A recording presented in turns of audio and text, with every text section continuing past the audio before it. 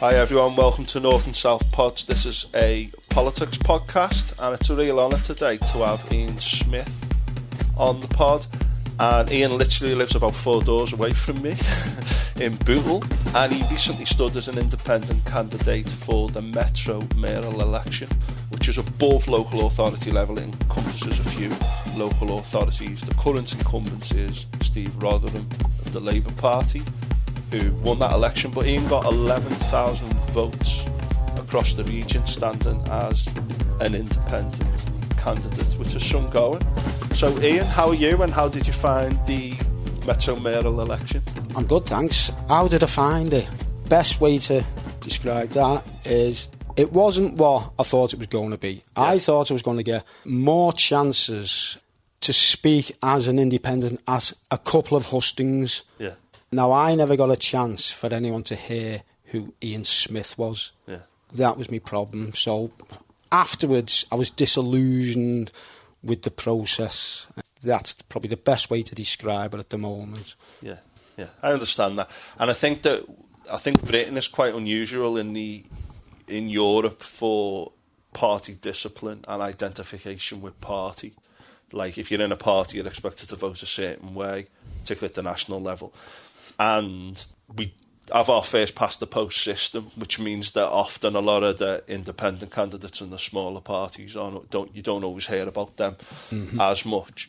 And do you mean that you found it hard to get your message out there because you weren't in one of the big recognised parties, as it were? Do you think the media focused on them too much? No, not at all. You see, the previous mayoral elections, there were hustings that gave each of the candidates an opportunity to sort of have their say, you know, on a panel, so you could get a take on each individual. Now, I thought I would have had that opportunity to do that. I had to rely on the mayoral booklet that then goes out. Now, I put the address in there. Now, that goes out to 1.6 million people. Yeah. Now, I even thinking on numbers, if 10% just looked and read my leaflet in the booklet, that's what I was basing on. Some kind of independent socialist in Liverpool would have got recognised better in that booklet. Yeah. But it didn't. So that's where I realised then the disillusionment of voter apathy. Yeah. I think as well as that, I got that booklet and I read it. And that's when I approached you, because I wanted your spin on it, because I knew you just lived up the road.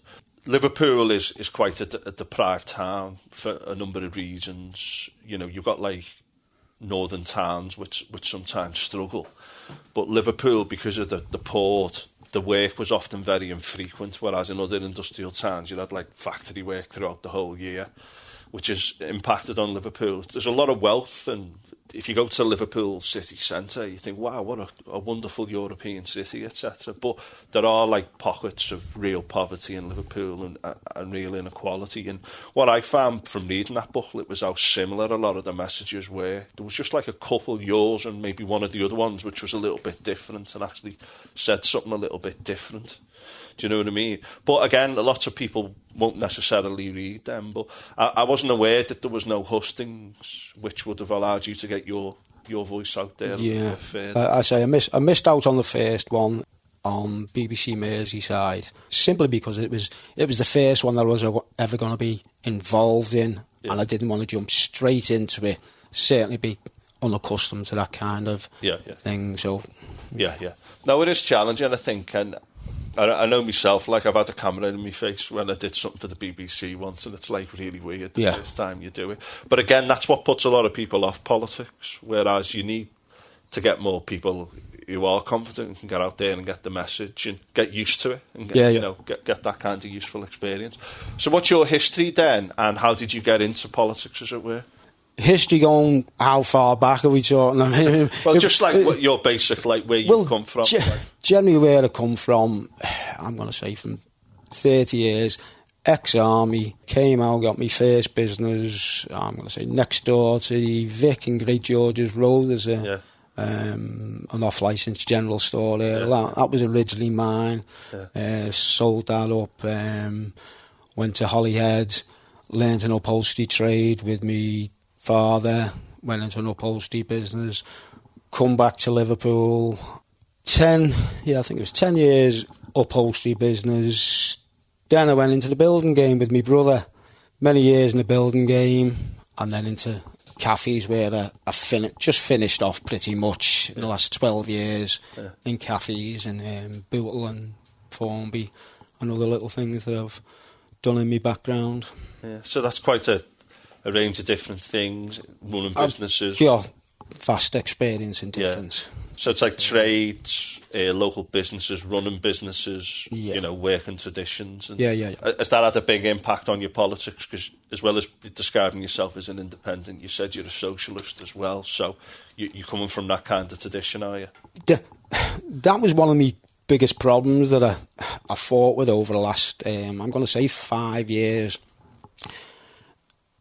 Considering myself a socialist, and it's hard to tell people, oh yeah, I'm a socialist, and what is a socialist? And when you try and describe it, they look at it and think, well, you've got a business, you got this, you got to have money, you got to, and it's not the case. I just wish people understood what socialism is, and just a way of looking after people in the right way. And I consider myself a socialist entrepreneur, and that's what I'm trying to bring into I'm going to say my political beliefs, and if I can get people thinking that socialist is not a dirty word, and there are ways to help and support each other in the community. Yeah, and I think one of the things with socialism, there's a lot of stuff now, like, communism, the idea of a government running everything.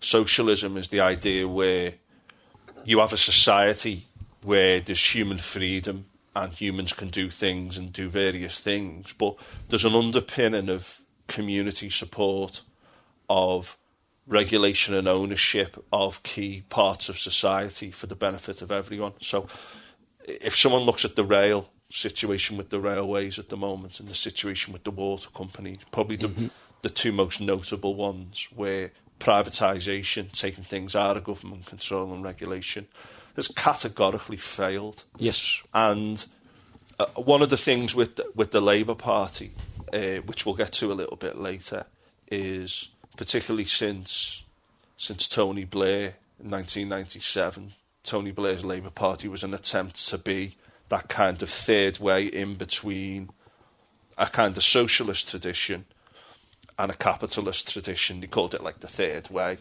And again, putting the Iraq war to one side, there'll be some people who say there was some successes in there, others who say, well, that didn't really work and that's made things worse. So, like, for example, private finance initiatives, meaning that the public owe lots and lots of money to private companies for often substandard services. Again, that's all out there.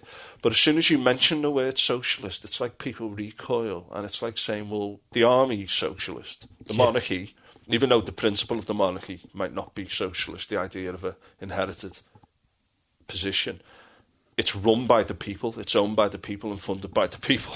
So it's funded in a socialist way. And a society, even when we look at how the banks were bailed out in 2007-8, that was socialism. Yep. The government said, we can't allow these to fail, so we're going in, because if they do fail, it's going to be a lot worse. And this idea that even if you don't use the word socialist or working class, because people then go, oh yeah, we've heard all this before, just being open to discuss those kinds of ideas seems to be anathema. And I just get really frustrated when I feel that the media do that, and also that a lot of people do that as well. What are your thoughts on that? Well, that's exactly where I'm frustrated. The past, I'm going to say, 5 years, certainly in Liverpool, I felt I didn't have a credible vote. Yeah. That's where they come from. I've spent my time trying to find that, I'm going to say, not so much niche or avenue, your Tusks, your Alliance Group, Socialist Party, none of them were standing up as a party. So there was, certainly in Liverpool, just slightly left of centre. Yeah. We were running out of a vote. Yeah. So where do you turn to from there? And that's what I was trying to find. I couldn't find it, which got me to either stand independently with my socialist views, if I could get them out, and state. It's a good system. Not being able to do that, I've felt, I've nowhere to turn to, and if no one can hear me, who we turning to now as a party? Yeah. For any beliefs that you really believe in. Yeah. I think one of the issues as well on the left, I know we've got Reform and UKIP traditionally coming in on the right, which took some Conservative votes, but the Conservatives are considered the party of government. They all kind of sing from the same hymn sheet when they need to. Although since Brexit, the Conservative Party is much more divided, and there's a lot of what you might call culture warriors have come into the party, people like Suella Braverman, etc. But the left, often you find people on the left who've got principles and sometimes find it hard to find that party that suits them. And others say, there's too much division, people need to come together under a party. But it is difficult, because I certainly find with I'm a Labour Party member, if someone said to me, why might you vote Labour or support Labour? And I just want to say two things. One is, I'm in the Labour Party because of the national picture, because of what it's been like over the last 14 years. But it doesn't matter. Going back to what you said, a donkey could stand in Bootle, where we live, yes, and the Labour Party would win. The local MP, I don't know whether Bootle is still the safest seat in the country, or certainly the safest Labour seat. Yeah, it is, yeah. But basically, we have about a 25% turnout, yeah, and it's overwhelmingly for Labour. So locally, my vote doesn't matter, because Labour are going to win. Locally, your vote doesn't matter, because Labour are going to win. That's one of the problems with first past the post, which is this system we've got. And there's only us and I think Albania or Belarus that actually use it in Europe. But in other countries, other voices and other parties can form coalitions. And again, not always perfect. There's a lot of indecision, but votes count in other countries. We've got this voter ID and voter suppression thing going on in this country as well, which in effect is going to deter certain people voting. I think it's had a massive impact. I mean, Boris didn't even take his... I believe so. Big Bogsy Bear didn't even take his. But so what you're saying is that you were looking for a voice, you were looking for something that you could get behind, that you felt strong about, and because of local politics being so dominated by Labour, it's very frustrating trying to get an independent voice out there. Is that where you're kind of at the minute? Yeah, very much so. I've realised now, as an independent, and when I say an independent, it's also an individual. Now, unless you've got a big, massive team behind you that can, support your ideas or your values or anything, you are simply an individual. It doesn't matter what kind of message you're putting over, you have to have a team behind you. Yeah. No, it's very, very difficult. I mean, just getting leaflets out. I mean, I've had your leaflets through the door before for local councillor elections, because you stood as a councillor as well, haven't you? In four times now. Yeah, in the local wards. Again, very difficult in Bootle with the Labour domination, and we'll come to that in a second. I was going to ask next what independent means to you, but I think unless there's anything you want to add, it means to you finding a party or being able to express your individual beliefs and saying, here's what I stand for as an individual, without having to toe the party line, as it were. And despite that, you've got a bit of more of a socialist approach to being an independent. Is that a fair? I stayed as an independent simply because Jeremy Corbyn was standing as an independent, and I thought, even last year, at some point, that he would call a party or align himself with somebody that I could align myself with. Yeah. Well, that, quite apparent now, isn't going to happen, and he'll be standing as an independent. Now, I've suggested to many people now, he will be the only independent who wins an election on a socialist ticket as an independent. There's nobody else will follow him, and that's a bold statement. So if he hadn't called a party, I had to then look for somebody who forming a party or has a party that says this is Corbyn's Labour, this is not Starmer's Labour, and that's how I've had to break it down, which is where I'm aligning myself with the Workers' Party. Right, we'll come to that in a minute. So you were hoping maybe Corbyn, you like Corbyn's kind of ideas and approach. Now, if you look at what Corbyn's policy and agenda was in 2017 and 2019, you could argue that it was basically a fairly moderate social democratic tradition. He wasn't really putting forward anything that was going to do what, for example, Liz Truss did to the markets. It was an actual very sensible, moderate approach to things. He was castigated by the media, we know that. Some people say like he wasn't necessarily someone who was too careful with what he said at times. And he didn't wear a tie, you know, you had all these people saying, he didn't wear a tie for like Prime Minister's questions. And he went to the War Monument and he was only wearing like you had all these ridiculous things and attacks on Corbyn, the anti-Semitism thing, which we might cover in a moment. And they really, really went for him. You know, looking at it, I think he did struggle to find ideal pitch as a leader. Maybe he didn't have the personal qualities for that. But certainly what he was proposing, it was quite sensible, really, wasn't it? And even people who might listen to this and go, I don't like Jeremy Corbyn, etc. If you actually looked at his policies, they were very, very sensible. Yeah, that's all. And it does come down to policies. You know, it is difficult to actually describe what was on offer and what probably still is on offer. Which party is now offering that? None. I'll still stand by that. If he called a party right now, I think there would be, I would say, many defectors, and people would get a genuine belief that there is two parties of the Labour movement. Yeah. And that's what I want to see, but I haven't seen it, and right now I can't see it to the general election. It's interesting as well, since to George Monbiot recently, and he's like a bit of an environmentalist. He sometimes writes in The Guardian, and he was quite like, he comes at it from quite a leftish position.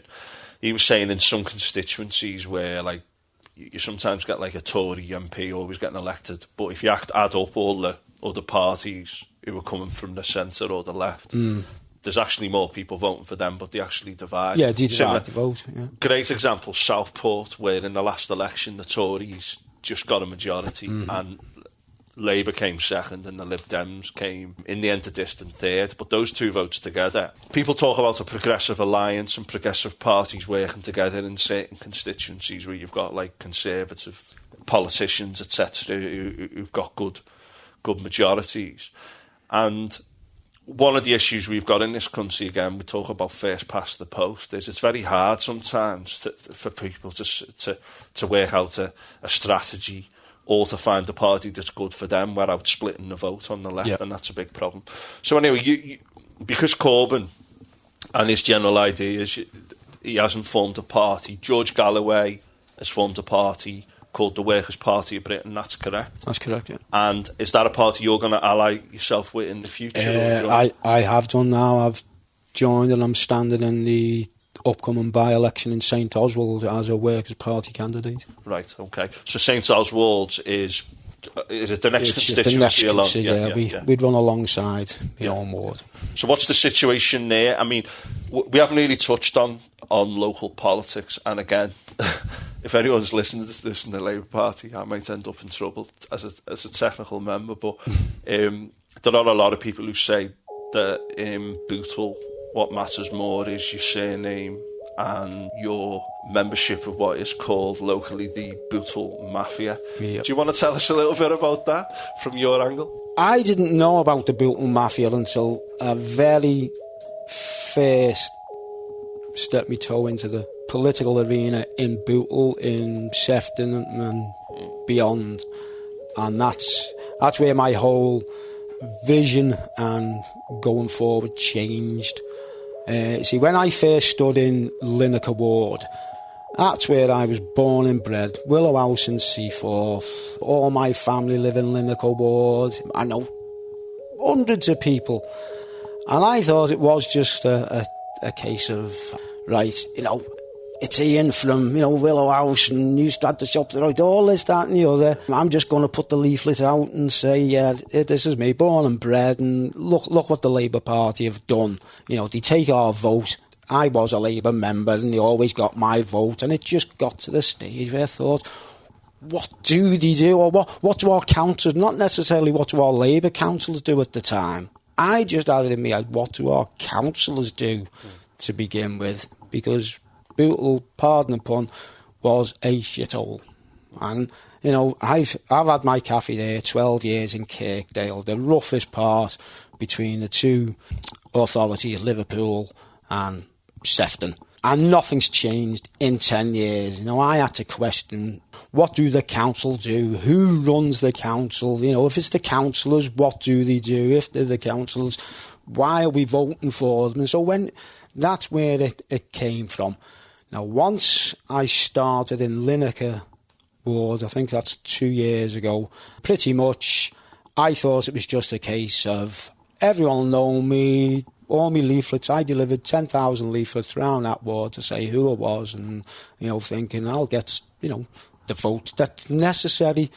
Then I realised the difficulty in getting a message out. I mean, out of, you know, whatever it was, I had 10,000 leaflets printed. If I got the 7,000 out, and pretty much everyone in the ward got a leaflet. And you think, well, it doesn't matter what you put on that leaflet. You know, I think I pulled in 100 and odd votes. So I thought, right, that didn't work. So then I stood in Netherton and Orrell. Stood in a whole different way and, you know, under the name of champion and what have you. So that backfired a bit. But all these lessons I learned was pretty much of, it doesn't matter what you put on those leaflets or what you say. There just seems to be the apathetic vote to the Labour candidate, regardless of who it is. It doesn't matter what name it is. Yeah. Then I got into we're going back to now the Bootle Mafia. So then it then all started to get relayed to me who the councils were and how the political systems, and when they say the Bootle Mafia, it does come down to Ian Marr, who used to be our leader. He was dad. Trish Hardy was his daughter. She was my councillor. Ian Marr was in Netherton Orrell, the next ward. His wife was in Lineker Ward. So I stood in all three wards, Lineker, Netherton Orrell and Litherland, against mum, dad, daughter. Now that's your leader to start with. He's not now. I don't know why. He stepped down. Trish Hardy stepped down. You know, and that's because I know, I'm going to say, the cat's sitting in the fan right at the minute. So I learned about the Bootle Mafia. And again, from the council perspective, it goes then into the MP, Peter Dowd, his wife, Liz Dowd, councillor in Ford Ward, and then an entourage of cousins and brothers-in-laws and nephews and nieces and one thing and another, who have a nice little clique that looks after, I'm going to say, the hands out of grants and monies that benefit third-party family members. Do we want to just say allegedly there, just to cover our tracks? Allegedly. We'll just say allegedly there. You see, you say allegedly, but I've printed on my leaflets every time that I want to stop the corruption, the nepotism and the cronyism in Sefton Labour Council. It's been printed many times. It's been so. I'm not even saying it's allegedly, but I've never been challenged, and the reason why I've never been challenged is because they would have to defend themselves, and that would give me the opportunity to ask for the information that are required, just to say, there you go, I told you it was corruption. Yeah. No, I was just covering your back. As someone who used to do casework for the union, I've always had to be careful about what I said. There's certainly an impression. I've been to local Labour Party meetings where there's 5 or 6 people with 2 surnames and stuff for votes, and you think literally family names, people who tend to look out for each other, make sure that they win votes at local ward levels. And it's been quite hard if you want to be independent. I know I did a podcast with Bobby Brennan, who stood down as a Labour councillor. I don't know if it was last year or the year before, and he said he just got frustrated with that kind of, behind closed doors approach to government. But it is quite common parlance, isn't it, that the Bootle Mafia, the families who run the local Labour Party. Now, we know local government only does certain things and provides certain services. We know that local news is effectively non-existent these days. Local newspapers no one really is really buying them anymore. And a lot of people don't know about what's happening on their doorstep. It can be very, very hard to find out information. So I don't know if you've heard of the Post, the online newspaper has done quite a lot of investigative journalism on the local crisis in the children's services in Sefton, and reports on one of the wards where, I think that's the local ward being closed down because they were unhappy with something that had happened. Well, that was Ford Ward at the time. Ward, that's where, again, this is Liz Dowd and your Peter Dowd connection and one thing and another. Yeah, they pretty much a plant. Yeah. They were planted in there, but it's all seems to be forgotten about. Yeah, so you've got that going on. Whenever I've tried to speak to those people, there's a very Machiavellian kind of like, stern faces, not really trying to engage with you. And, of course, when you go to key votes, a lot of people suddenly appear with similar surnames to vote you down. But that is a big issue with local government. And, again, I've said I think it was, what's his name, Mark Twain said, underwear and politicians need to be changed regularly for similar reasons. All jokes aside, you look back to, I don't know, in Athens, they call it like the birthplace of democracy, don't they? For certain jobs, they used to just pull a lot out and say, right, you're doing it for like the next few years, and then you're not worrying about your re-election. You just do that job for a certain amount of years, and then you pull another lot, and whoever wins it goes into that particular position. And the way it is in Bootle, I honestly think that if we just did like a lottery, it'd probably be a lot better and more transparent than the way it is at the moment, which I think is a sad state of affairs. And it just comes from the fact that when you've effectively got one party rule, that's what happens, People get a bit cosy and things can become quite sclerotic. And, Bootle is one of those, as you said earlier, disadvantaged areas, and we need champions, don't we? Local champions. Well, you've got the nickname Champion using Ian. So, but it is a sorry situation locally. But I think that's just the nature of politics, party politics, first past the post. It's so hard for anyone else to get an inroad. It can be very challenging, can't it? It is. I'm saying that's why I made the decision to no longer be an independent. Right, so tell me about the Workers' Party of Britain. The bit of a controversial party, I think. Yep. George Galloway's someone who tends to divide opinion. Jeremy Corbyn, even though you might look at Corbyn's policies and say, there's nothing too radical in there, really. A lot of them were quite sensible to do with nationalisation of industries which have been failing, etc. Maybe he wasn't of leadership quality, I don't know. But George Galloway certainly speaks very, very well. He's been in a few different parties. He's done a few different things. He's the leader of the Workers' Party of Britain. So why has that party been something that has attracted you? The manifesto. I had to think long and hard and look to see if I can align myself with the Workers' Party. And I say the Workers' Party because that's what I'm calling it right now. It's not George Galloway's party. George Galloway is the leader. But I looked at the manifesto for the Workers' Party. I had to make that decision that I can align myself with them. Now, in the process, strange enough, I was approached by every one of the party's representatives to try and represent them, move away from independence. And when I say that, that's different people in different areas all approach me, and every single party. You mean the traditional parties? The traditional parties in Merseyside, each one of their senior representatives have approached me to say, why don't you join the Green Party? Why don't you join the Lib Dems? Why don't you join the Jade Marsden's agents? He's a smashing fella, believe it or not. And that's the Conservatives, isn't it? Conservatives, yeah. And I even like Jade. But I certainly I told her so, we're never ever going to agree on policies. But, when I spoke to her, she comes across as an all right lady, even her agents. I think, well, why don't you consider the Conservatives? I just laughed, really, but we were having a good chat at the time, so no. So no, then it comes down, I got an email from the branch secretary, Merseyside branch secretary of the Workers' Party.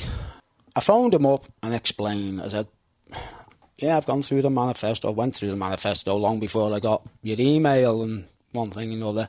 I said, my only buddy is George Galloway, and traditionally right now which way the party is heading. Now, it was the branch secretary that assured me we've got a different outlook in Merseyside, and that's what I pretty much encouraged me to say, right, okay. Right. So it was from that point that I'm aligning myself with the Workers' Party, the Merseyside Workers' Party of Britain. So I think, again, one of the things about Britain which is unusual in Europe is its strict party discipline, the expectation you follow the party line. That's mainly in central government, but also at local governments. That kind of happens as well. Sometimes you get more coalitions, no overall control in local governments, and people can work across the floor, if you like, with the other side and different people to get things through. But what you're saying is then, you like the manifesto for the Workers' Party. You like I think there's the 10 steps for change. Yeah. I did my research for this podcast. Yeah. I've read up on a few bits and bobs. So you broadly agree with that. But what you're saying is within the Workers' Party, there's a belief that, say, the Merseyside approach to it would be more relevant to Merseyside. Correct. And everywhere else. It's not just Merseyside. I'm seeing it in Leeds, Doncaster, different areas with different outlooks, and that's all it's going to come down to. It will be a workers' party for the working class. Right. So what you're saying is, even if there might be certain things you might not always agree with, or you might have some reservations about particular people or whatever, generally speaking, you're happy to tie your colours to that flag, and say that's where I'm going to stand. That's exactly it. My only, as I say, the point that because I'm ex-army, the issue on NATO. So I'm right now. I stand by the party's 10-point plan, and I'm just studying it in depth. So I've got the right answers for that, because that was the only issue I had, and the more I looked into it, and the more I've actually realised it is an organisation. It's not, we can still defend ourselves. We're an island. We're not getting threatened by anybody. So that's in relation to, do you want to have a referendum on our membership? Yeah. So NATO? Yeah. Mm-hmm. So coming from a leftist position in the Workers' Party, idea is you get people from that Corbyn tradition as well who say, they question international alliances, saying that we shouldn't have them. They're more likely to cause big wars and big confrontations. The other side might say, well, actually, they deter them because then it stops a powerful country just picking on a smaller country. So, I won't go into that right now, but what you're saying is you've looked at that and you're happy with that policy, yes. Speaking. Yeah, okay. That's it.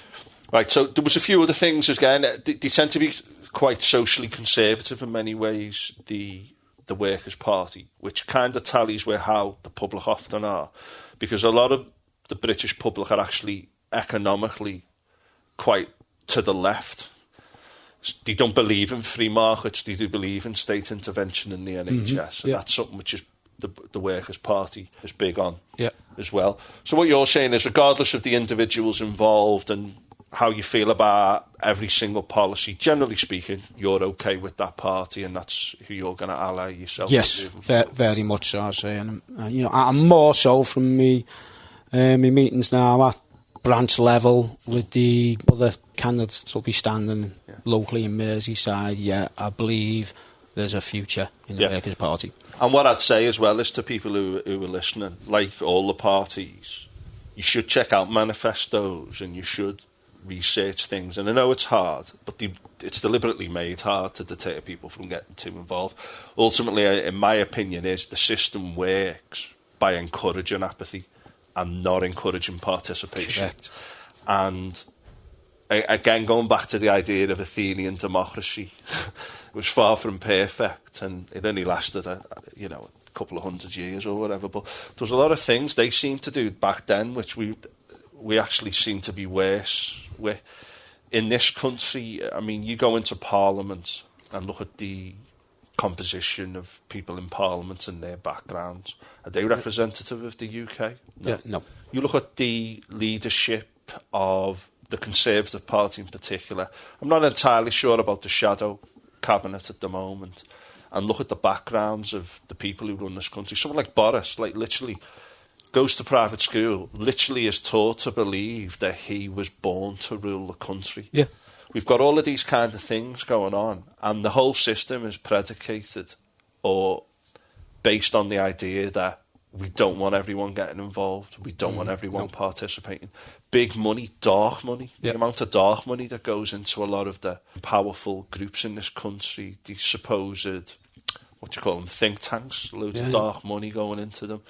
It really is terrible. And I mean, one thing I'm certain of is that the current government need to go. And over the last, I would say, 8-9 years, putting aside what we think of local politics, at the national level, corruption and lining your own pocket seems to be like almost acceptable again. And I think it's a terrible thing. But that's the attitude everyone's got. I've found this, going around campaigning for, for votes and for signatures and one thing and another, and it's this same attitude. Not bothered anymore, they're all corrupt, they're all at it, and I'm thinking, no, but that's why I'm looking for votes to change. Not everyone's like that, but it's this general attitude that they're all corrupted. So how do we change? And I think the only way you are going to change, we've got to get right back to the beginning and start at ward level. Ward level literally is pretty much 1,000 in each ward. Move that into a constituency, you move that into the northwest. It's got to start back at ward level, and that's the only way it's going to change. Because, as I say, the voter apathy, nothing is going to change. Yeah. I mean, I couldn't agree more, and I think you're independently minded. I'm certainly very independently minded. I would struggle to go into a party. People have so often said to me, "Oh, you should be a councillor and you're very passionate about things." If someone put a microphone in my face and asked me a question, I couldn't just give the party answer if I didn't agree with it. I've always struggled with that. Well, that's where I'm going to come unstuck anyway. Not so much the party answers, but I know even my own beliefs, it's not going to be the right answer for everybody. But in general, no one's got the right answers for everyone. What's going on right now, without me trying to go off on one, I see Gaza right now, it's genocide. But you tell somebody else that, and they'll make an argument that it's not. So, we will argue all day long in different opinions and different ways of saying something. I think the Gaza thing's quite a big thing, and you get a lot of people saying, like, oh, anyone who criticises Israel is anti-Semitic, which is absurd. Yeah. I think anyone who says, oh, it's not genocide, to be honest with you, anyone who's going on saying it is genocide or it isn't genocide, I did a podcast on Israel-Palestine. At the end of the day, what is currently happening needs to stop, and there needs to be a resolution, a long-term resolution. It's not going to be easy. No. You've got extremists on both camps at the moment, and it's not going to be an easy process, but one of the things which has really shocked me is the inability of Keir Starmer to get a line and say, right, here's our line. Jeremy Corbyn was the same in many degrees. I don't think he really put across his point of view as well as he might have done. I don't know, why can't the Labour Party sit down and get an angle and say, right, here's our line and here's what we're going to say? But it's not. It was like, oh, we don't want to appear to be anti-Semitic because of what happened in the last election and all that.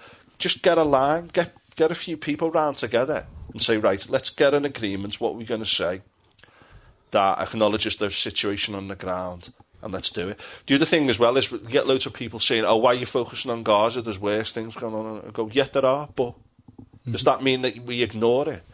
At any level, people always focus on issues that mean something to them. And this idea that, like, people who talk about the situation in Gaza, you're just focusing on that because, like, you're anti-Israeli or you're anti-Semitic.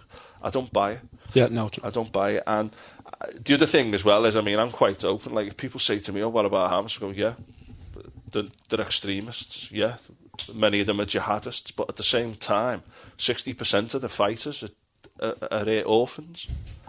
What's going to happen as a result of this now in the next 50 years? Yeah. You're going to have people brutalised.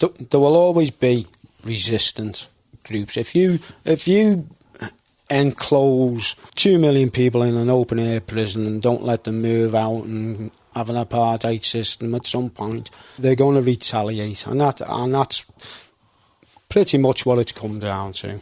The other thing as well is, like, the thing with the Gaza situation is people say, like, on the West Bank, you got militants or whatever on the West Bank. One of the big problems with the Palestinian Authority is the inability of the Palestinian people to defend themselves. Mm-hmm. So you've got people going in and taking Palestinian land, and the Palestinian Authority is just like going, there's not much we can do. You know, imagine if someone came into Britain and said, right, we're having this land, and no one defended themselves. But that's just it. No one's looking at it that way. We get told, you know, that it's the norm. Well, it's far from the norm, but you know, it's. I can't keep going on that subject simply because I'm more passionate about local issues right now, and you know, me stance as, you know, a councillor, as an MP or anything right now is locally. I think it's good to draw that, because you get many people who say, oh, people on the left who've gone on about Gaza, like, what about our own? No, it's not all it's about. Like you can't have an opinion about an international, you know, without also being concerned about local politics as well. Cool. Right, we've been round the houses there, Ian, with like a chat about yourself, where you're coming from, the broader political situation, some of the situations locally. Is there anything else that you want to add that maybe we haven't covered? Or you've got a website and you're looking to do a few bits and bobs online to get information out there, aren't you? Well, I mean, I'm not certainly not here to plug anything that I'm doing, but I've got plenty in the process now, and I'm going to I'm dividing me life up now, politically, personally and professionally, and I'm going to try and build alliances and put people in each one of those categories. Good. I think it's good. A nice little, get Brexit done, or that. I think PPP should be your answer. Yeah, but it depends which bracket you come into, you know what I mean? Because I have to say, I'm not everyone's cup of tea. Yeah. And that's the thing. That's why I have to break it all down, and certainly I'm not going to be everyone's cup of tea now politically. Yeah. I've already, got these questions coming at me. Well, I thought you were a principled man. I thought you were this. I thought you were that. And, I'm already arguing those cases now. But I intend in the next couple of months to break them all down. And if one doesn't agree with the other one, then you'll fall into the me personal box, or the professional box. Yeah. I think I remember John Major said, like, politics is a dirty business, and when I went into, I've done a lot of work in the NEU, the Teaching and Education Union, and sometimes the disagreements and the factionalism, over little differences sometimes can get very, very frustrating. And as you say, you can't keep everyone happy all the time. No. But I do think it's very encouraging to have independent candidates in local politics pushing for transparency and alternative points of view.